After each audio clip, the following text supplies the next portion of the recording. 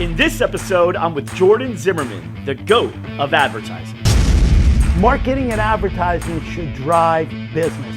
And we have the formulas from our research to our strategy, to our creative, to our media, our integrated media planning and buying.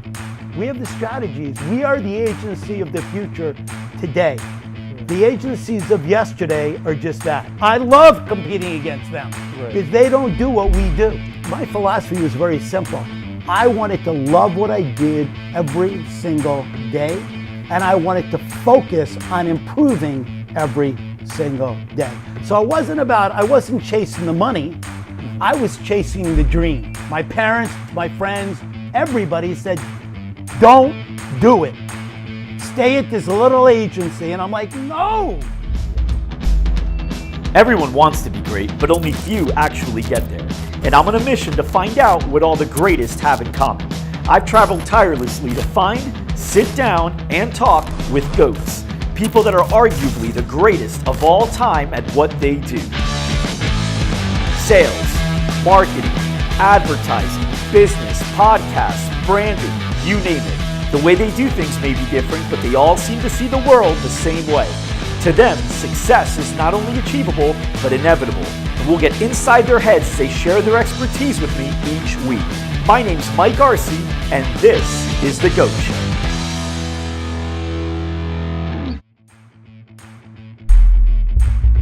This episode is sponsored by Trainual. One of the most popular authors for entrepreneurs, Michael Gerber, said people should not run a business, systems should run a business, and people should run the systems. And having all those systems and processes organized and documented is crucial to building a scalable company. However, it can be a very daunting task to make all that happen, but not with Trainual.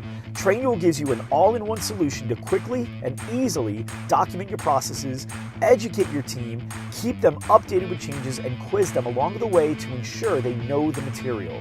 I absolutely love Trainual, and you can learn more at gettrainual.com. Again, that's gettrainual.com.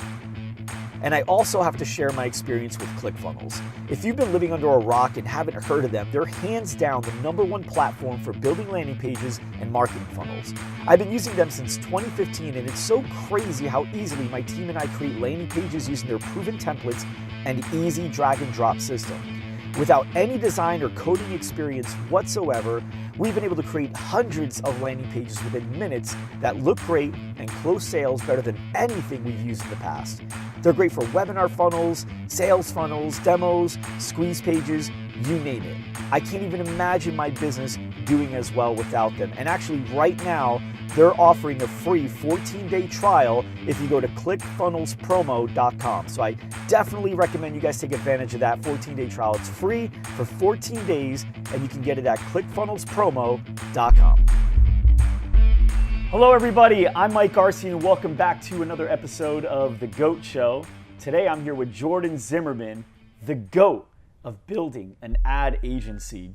Jordan, welcome to the show. How are you, Mike? Good to see you. I'm great. Good to see you. And thanks for inviting us down here. I've been able to check out just one of your 5-floor ad agency building, and what I saw already was incredible. And I've got a ton of questions for you, so I hope you're okay and you've had coffee today because I'm ready. Okay, you go, Mike. Yeah. Let's go. So first time I got to meet you was in Vegas. Yes. It was a 10X event, Grant Cardone's event, and we got to meet for a few minutes. Great event. It was a great event, and I got to see you go up on stage. You spoke about your story and what motivates you and what should be motivating people, and I thought it was really great. And what I've learned about you and what you've done since 1984 till today in 2018 has just been like the American dream, And so thank you, Mike. You started in a 400 square foot ad agency. Yes. Right, for all used furniture. Tiny. Used furniture, no money.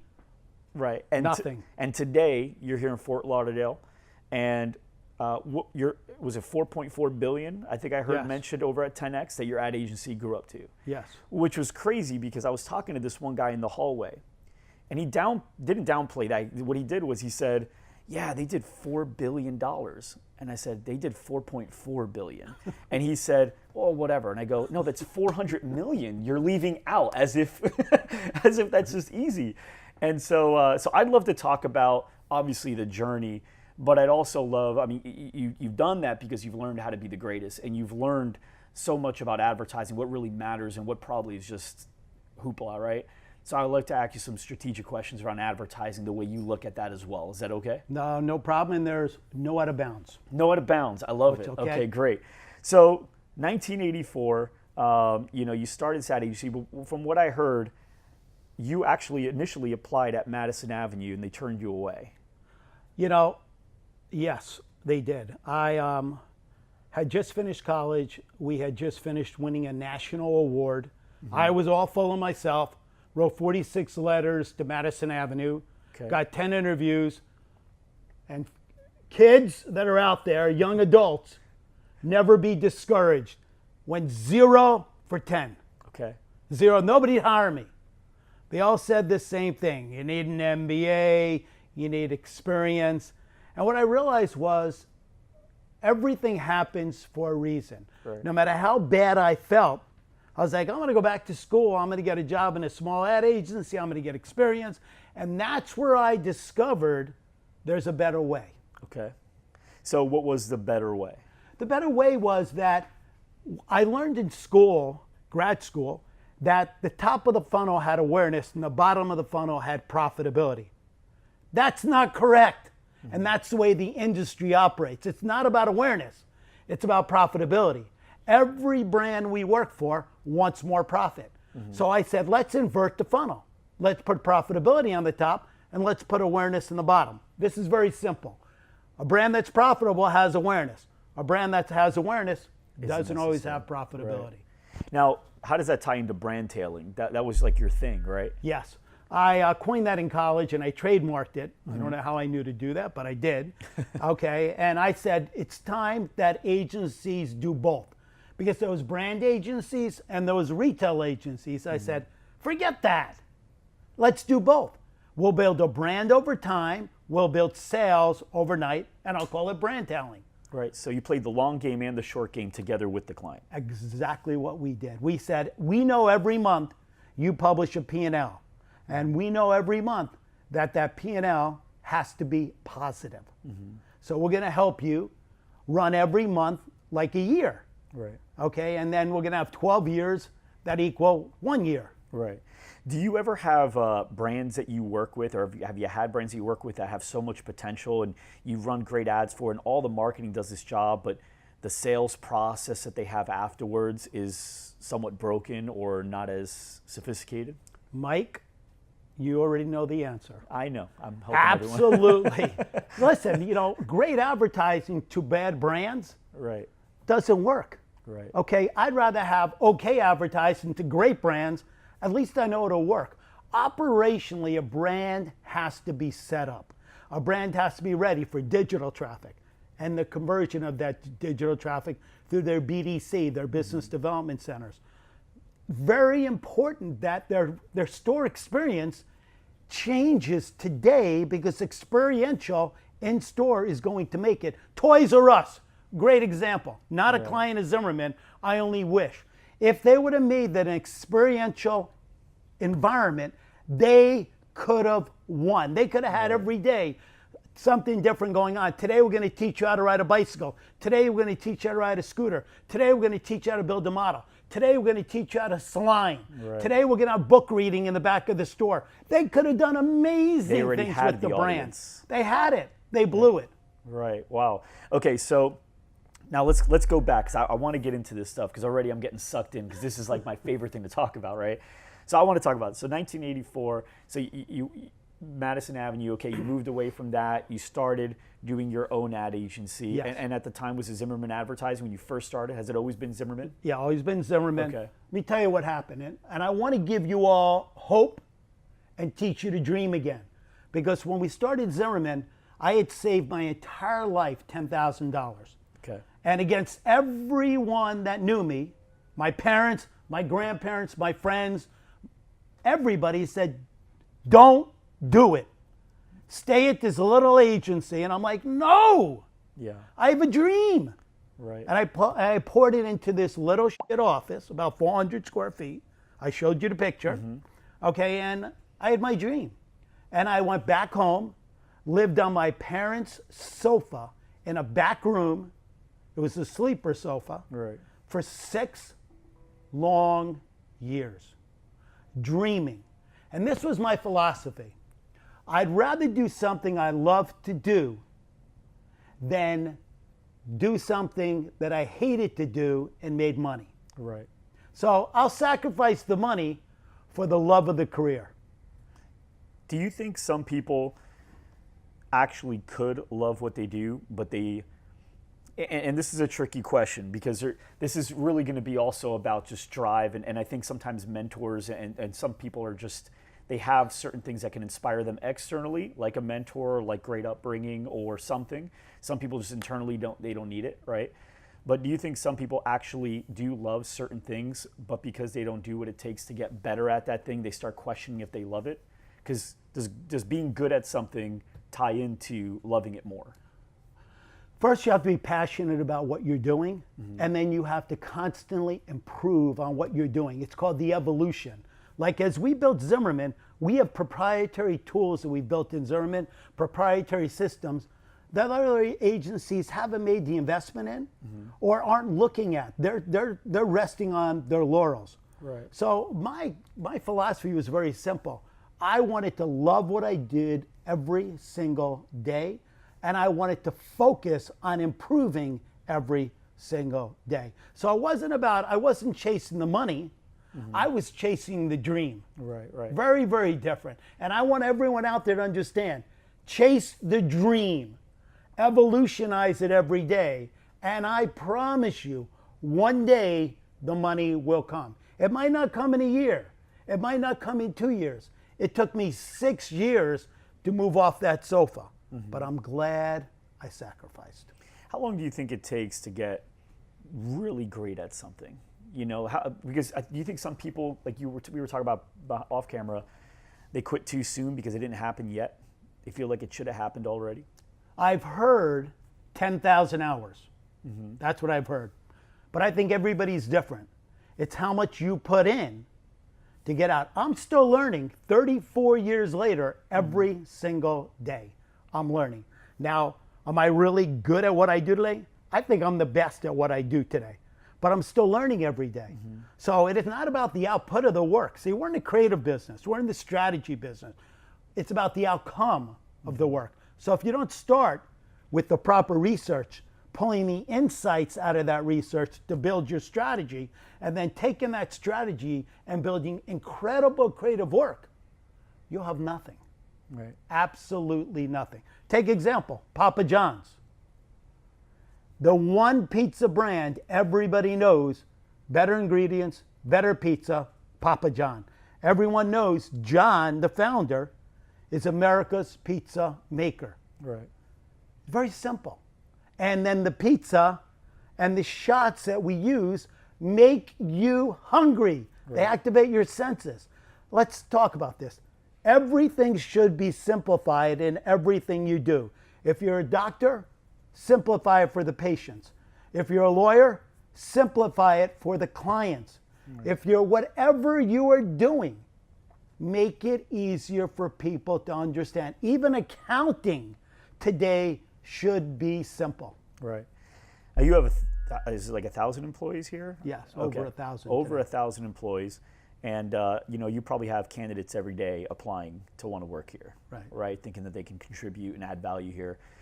What are, characteristic-wise, what are some things that you know are mandatory for somebody to step foot in here as an employee?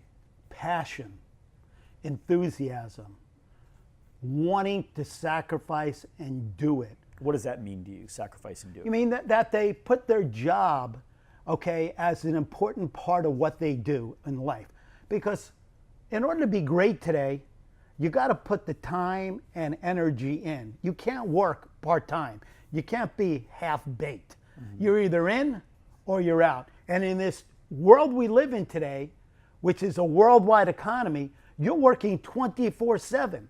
And if you're not prepared to work 24 hours a day, 7 days a week, and you're more concerned with living a balanced life, you're not coming to work at Zimmerman. Right.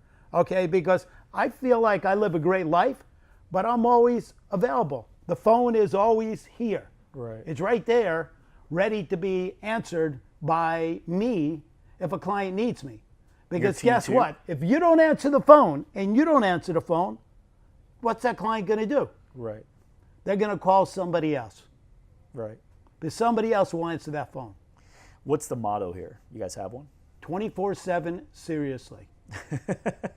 It's pretty cool. It's the motto.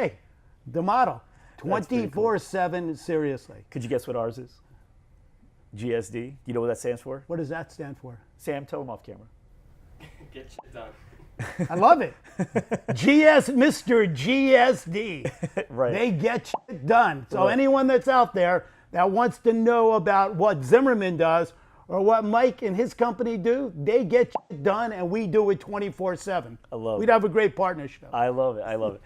Okay, so now you got all these employees here, and you're all working towards the same mission. What's that mission look like? Is there a 5-year vision for the employees here? 10-year? Let me tell you, our mission, which is very important for everyone, our mission is not about us. Our mission is about our clients. Relentlessly pursue the client's goal, never rest in the glory. Remember, your success is going to come from your client's success. Do not be fooled in anything you do. You're a doctor, you're only as good as your patients. You heal a patient, you're a miracle worker. You're an accountant, you're only as good as how you account the innovativeness you use within the tax code to help your clients. You're a lawyer, who did you defend last and how did you help them? Right. How did you help them win? In my business, in your business, it's about results. Right.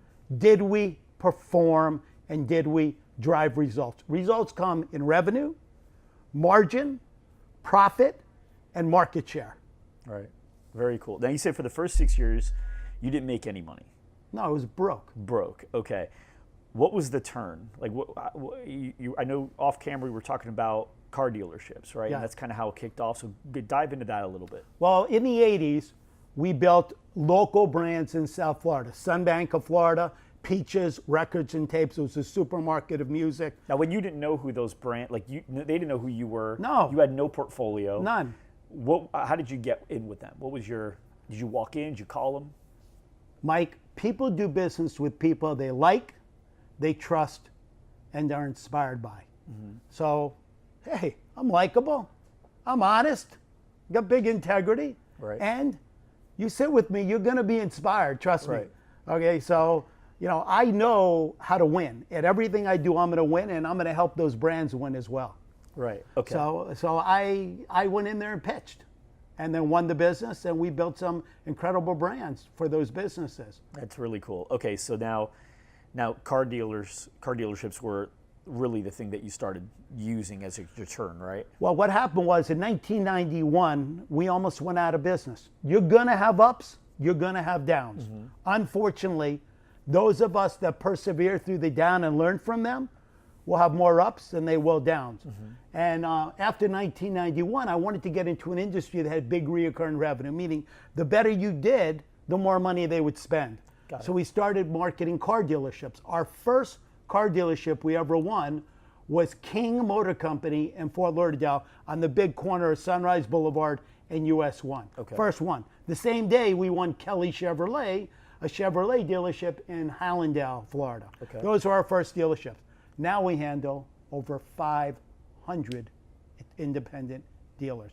Wow. Plus, the largest independent consolidator in the United States, Auto Nation, plus Nissan on a national basis. Right. So we've taken that. And why do I love automotive?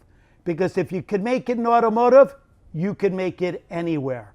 The most competitive set of retailers in the industry today. And you have to dominate their 3 to 5 mile radius. And we've developed tools that are proprietary to Zimmerman to help us dominate that 3 to 5 mile radius. Now, you obviously did great things and still are doing great things with the automotive industry, but you're also working with other brands that are totally unrelated. Absolutely. Whether it's from sports, whether it's McDonald's. So how difficult was it, or were there a lot of things that transferred over, and were there certain things that you're like, man, this is a whole different game, we've got to strengthen this stuff too now? It's a great question, Mike. A couple of things. Number one, to be a local store marketer, once you do it in automotive, you could do it anywhere. But number two, you have to learn those other businesses.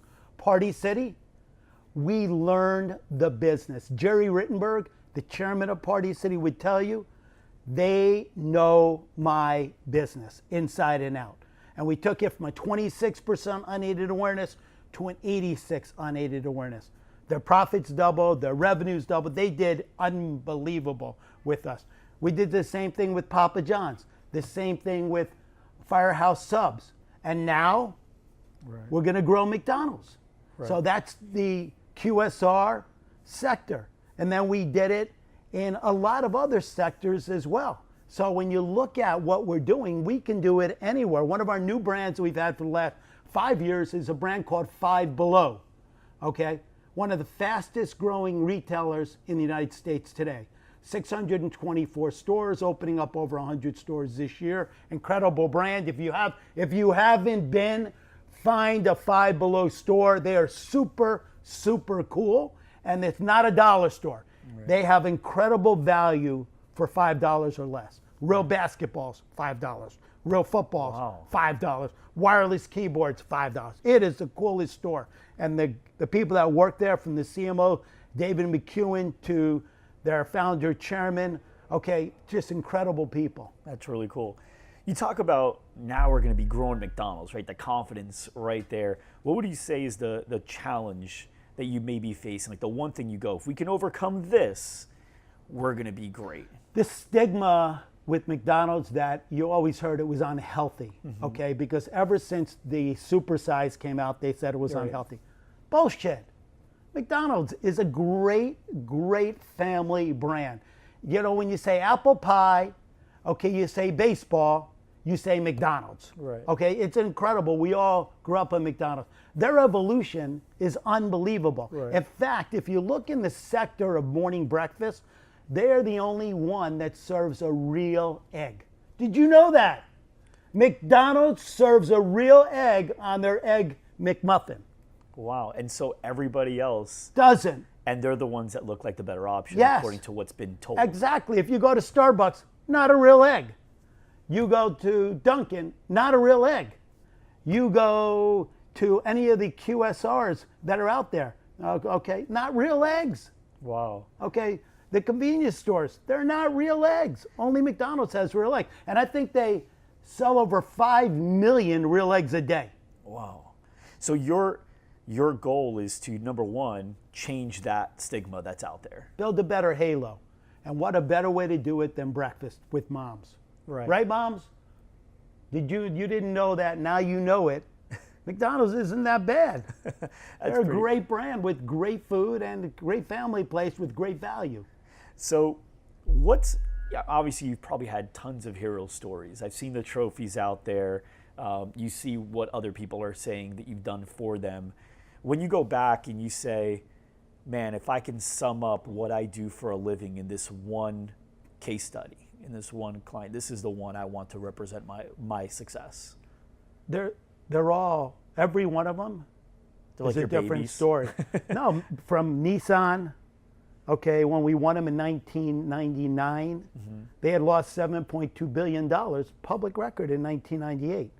4 years later, they made $8 billion. Wow. Papa John's, the stock was $12.42. It's equivalent to over $150 today.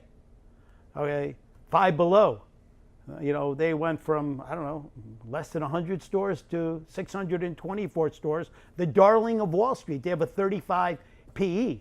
The stock just last year went from $35 to $70. I could keep going. Right. Okay, we have marketing and advertising should drive business. And we have the formulas, from our research to our strategy to our creative to our media, our integrated media planning and buying. We have the strategies. We are the agency of the future today. The agencies of yesterday are just that. They're the agencies of yesterday. I love competing against them because they don't do what we do. Now, there's two different skill sets that I think you embrace very well. There's creative and then there's data. And typically, I think that's where a lot of agencies have a difficult time. Either they're really good at data and they love data, they spend a lot of time in data, but their creative's pretty weak. Or vice versa, their creative's great, but they're not measuring it. They don't have really any ways to show what's working, what's not working. How do you look at creative and data when you're working with a new client or any client? It's interesting because once we land our strategy from our research and our insights and we build our creative, then it's all about measuring. So we have an analytics department, data science department that actually measures comp sales, transactions, average basket every single day, traffic every single day. Every store, it's its own P&L. And we have to make sure that every store in Michael's Arts and Crafts is a profitable store. So now when you're working with a client like that, you have to either get them to give you access or you have to have them continuously give you data somehow in order for you to do that, because obviously what you have access to on your own without their help, you know, you can get like conversions and you can get traffic and you can get, you know, certain numbers that are accessible to you.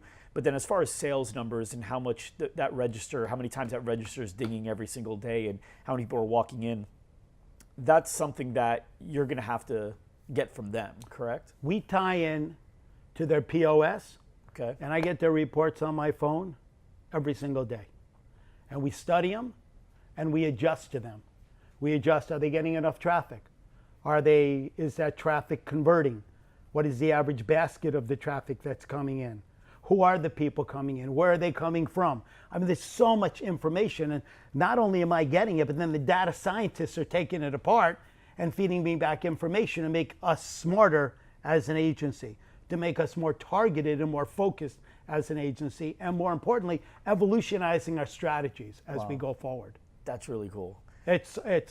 Listen, if anybody would have told me 34 years ago where we would be today, it's hard to believe. First of all, this building. You saw the little box I worked in. Yeah. Okay. It's about the size of this room. Your main office. Right. Okay. I mean, think about this. We have a landmark in Fort Lauderdale. The building lights up in red at night, has a giant Z that goes 5 stories tall. I mean, this is a dream. Sometimes I say to my wife, I feel like I'm still on the football field and I got knocked out and I'm living a dream knocked out, because it's hard to believe that what has happened has happened. 1984, when you were starting that dream, right? You were sleeping on the couch and all that. What was the dream then? The dream was to be a great local agency, then regional agency, then national agency. The dream was to convert the chief marketing officers to CMOs and let them know it wasn't about the output of the work, it was really about the outcome of the work. Think about that. The average CMO has a lifespan of 17 months. Why? Because they're focused on the wrong things. CMOs that are focused on the right thing, which is what chairmen, founders, presidents, COOs are focused on. They're focused on revenue growth. They're focused on margin enhancement. They're focused on bottom line. They're focused on, is our brand growing? They're focused on the service chain. They're focused on all the important things. So if you know what they're focused on, then how do you drive that as the CMO so that you're looked upon as a strategic partner, not a detriment to the brand? I think a lot of positions probably are like that, right? I mean, if you take a salesperson, or if you take somebody that's, you know, doing your marketing in-house, or somebody that's doing your PR in-house, all that, it's really about the outcome. The output's, you know, mandatory, but at the end of the day, if there's a lot of output and there's not a lot of outcome, it doesn't mean anything. It's interesting, we call them salespeople. You know, I have receptionists when you walk into my building here. They're not receptionists. They are directors of first impression. Okay? These salespeople are your connection to the consumer. They are your directors of first impression. Right. So you have to teach them that the impression they make is an everlasting impression to your brand. How you meet, how you greet, how you shake hands, the trust you build is what's important for the success of your brand in the future. And I say that to my kids when they go into school. When they shake a teacher's hand, shake it with authority. Look them in the eye. Thank them for their lesson today and tell them how important it is to learn in their class and what you hope to get out of it. That's really cool. What time does your day start? Today it started at 2:50. 2:50 in the morning. Yeah. What'd you do at 2:51? I was getting dressed to go to the gym. Okay. Now, your gym? Or? No, this went out to a warehouse. My gym, I have a big gym in one of my homes. I have a small gym in the home I was in this morning.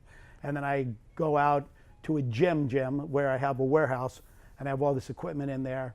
And I go into that gym for about an hour and a half, train, and then I come home, do about another 45 minutes of cardio, and then my day starts. You have breakfast before you go work out? No. No? What time do you finally eat?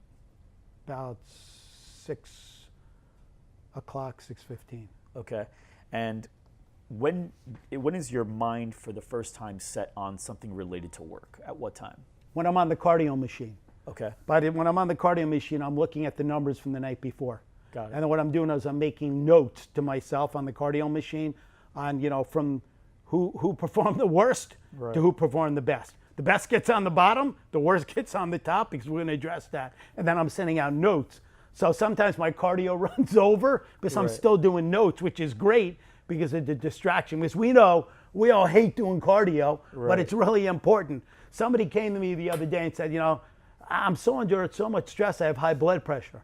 I said, go home, do cardio, and then take your blood pressure. They said, what does that have to? I said, just do me a favor, go home and take it. They called me and said, this is a miracle. My blood pressure is perfect. I said, do cardio twice a day, you'll never have high blood pressure. Wow. Nobody knows that. I said, doctors just put you on medicine. That's because they know you're lazy, you're never going to do cardio. Right. To me, I do cardio in the morning and I do cardio at night. I only do weights once a day, but I do cardio twice a day. Awesome. Are there people that you meet with every day no matter what? Like you have a set meeting, whether it's a certain time or not, but you know you're going to meet with that person every day?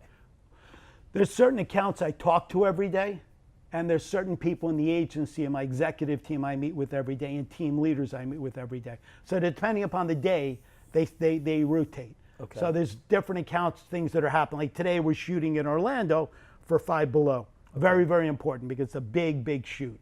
Okay, so I know and I'm getting feedback from the shoot of what's happening up there. Got it. How often do you meet with the entire organization?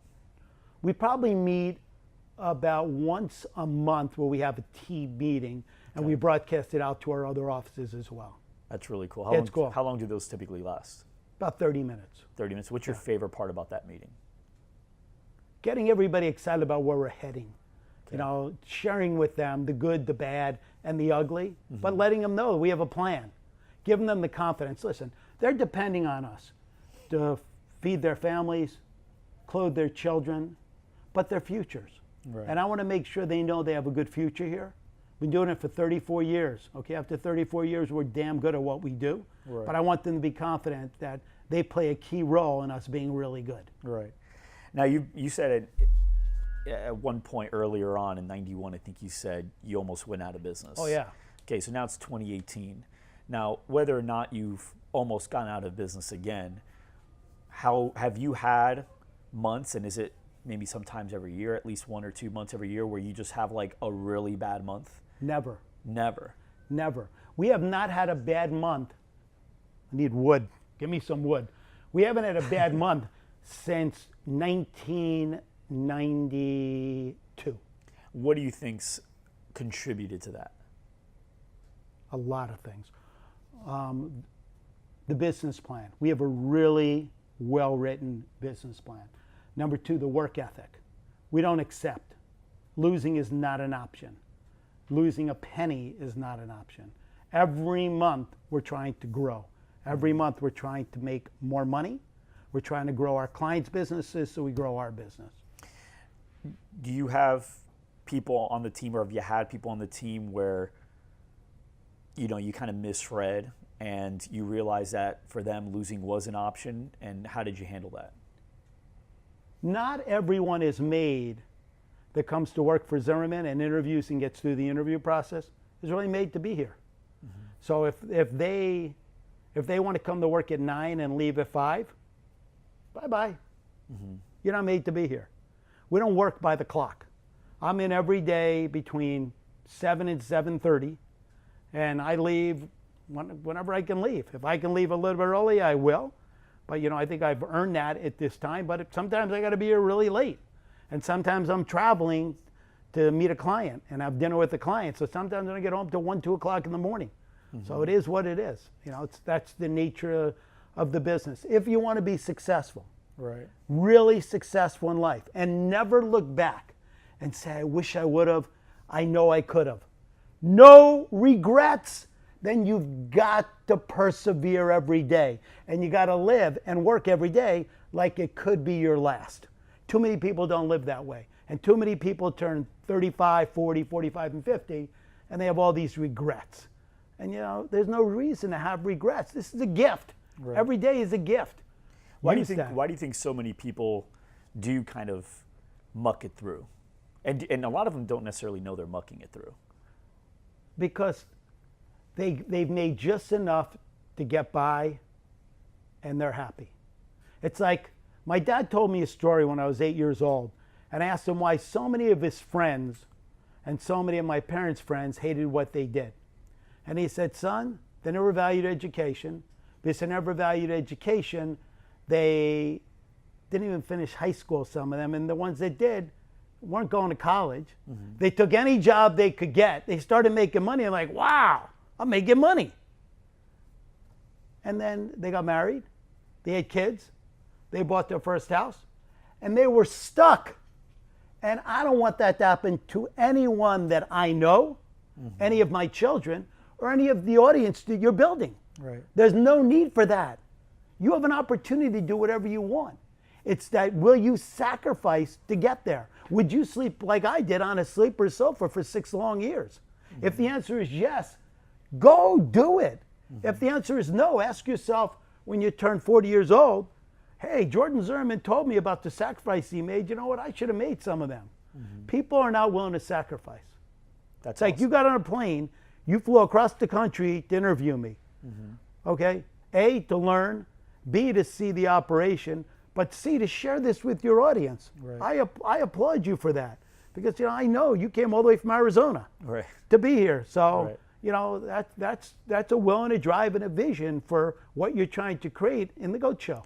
Well, like I was telling you off camera, the primary reason I do this is because I don't know where else and how else I can learn from guys like you, right? There's got to be a give take here and here. I know that you're building something awesome, and the world should know about it, and the world should see it. And this is a platform that we can use to help you share that with the world. But then simultaneously, all the questions I'm asking you here, I genuinely really want to know the answers to. This is me, right? This is for me. But at the end of the day, I know that if I'm asking them, if I want to know the answer to them, there's probably a lot of other people out there too. So to be able to share this out is incredible. And then it's recorded, so I can go back and watch this 100 times if I ever need to, which is great. So I appreciate you taking the time out of your day, because building a company like yours is probably there's probably a lot of people that want your time at this moment, and so to give it to us, that's actually pretty awesome too. So thank you very much. Thank you, Mike. I have a question. It's very interesting. Mike and I have very similar backgrounds. Grew up in New Jersey. I grew up in New Jersey. Ask yourself, is there something about the water in New Jersey? It makes a pizza I better. meet a lot of people that are really successful or coming up that have that same drive, that same desire, and that same ability and wanting to pay it forward and share as you're doing here to help other people be successful. Is it the way we grew up? Is it something like that? You know what? I never thought about it, but thinking about it now, my family from back home in Jersey, there's not one family member I have, seriously, zero. And I have a big family. These guys will tell you, most of my stories start with my cousin something, right? And there's not one cousin, not one uncle, not one aunt that I have that if you asked them for something, they wouldn't be there for you. If you needed to talk, they wouldn't talk to you for 2, 3, 4 hours, or however long this needed. Like, they'll push whatever was in the way aside. And that if you wanted to know the recipe to something, if you wanted to know how they did something, they would just show you. So I think, like what you were saying, being successful and getting people to be on board with you. I think a big part of that is naturally just always being on board with them too, and contributing to others. I think the more you give, naturally the more other people just want to give back to you. I think you can't, all the people in my family have got my attention, I'll tell you that, at any time. And the people on my team as well, they give me so much. And so if they want to talk to me, I'll talk with them for as long as I need to. I think these guys will attest to that. So I think that's an important thing. You've given me this time, which is great, but one of the things I've read about you is somebody can call you at 6:30 on a Sunday and you'll answer the phone and talk to them about it, whatever they need, for as long as they need to. And I think that's maybe a Jersey thing. Maybe it's not, but coincidentally, everyone I know from Jersey, I think I can say that about. Listen, there's a reason why people have worked here for 30 plus years. Doesn't happen in many businesses, especially the advertising business. And I really believe it's part of the DNA. It's who I am as a person. I believe in empowering people. I believe in coaching those people. I believe in helping those people grow, making sure they have fair and equitable pay plans. And most importantly, loving what they do every day, helping them grow in the job that they're doing. And that's part of the responsibility you have as a chairman. Listen, founder, chairman, tough job. It's lonely up here at the top. But on the other side, you're creating great opportunities for people. You're building your firm now. I know what it's like to build a firm, and I know what it's like to keep people when you're building and to inspire them. Two of my employees that are here, one Lisa Browning and another David Valdez, they both have been here over 30 years. They believed in what I was selling. They believed in what I was telling them. They believed in the vision. And for people that are building companies, you must create the vision for the people that are coming to work for you. And that vision has to be consistent. It can't be like this and one day like this, because they will lose faith in you. And once they lose faith in you, they're not coming back. Okay, they will desert you. So do what you say you're going to do. Be honest, have high integrity, and always put them first, no matter what happens. That's awesome. Jordan, thank you so much. I wanted to, honestly, I could be here for another 4 hours asking you questions, but I won't do that to you. Maybe I'll ask you to do this again in, a year or something and see if we can get a recap on where you're at today. But, what you've built here has definitely been inspiring to me. I know, Sam, you've gotten some good B-rolls. So actually, while I'm talking right now, just show this B-roll. This is an awesome space that you have here. You've got glass everywhere. You even said that you have people come in and paint the baseboards every week just to make sure this place looks new all the time. And I even, while I was in the break room, you just saw a scuff on the floor that must have happened from someone's shoe, and you just took a napkin and wiped it up and threw the napkin away.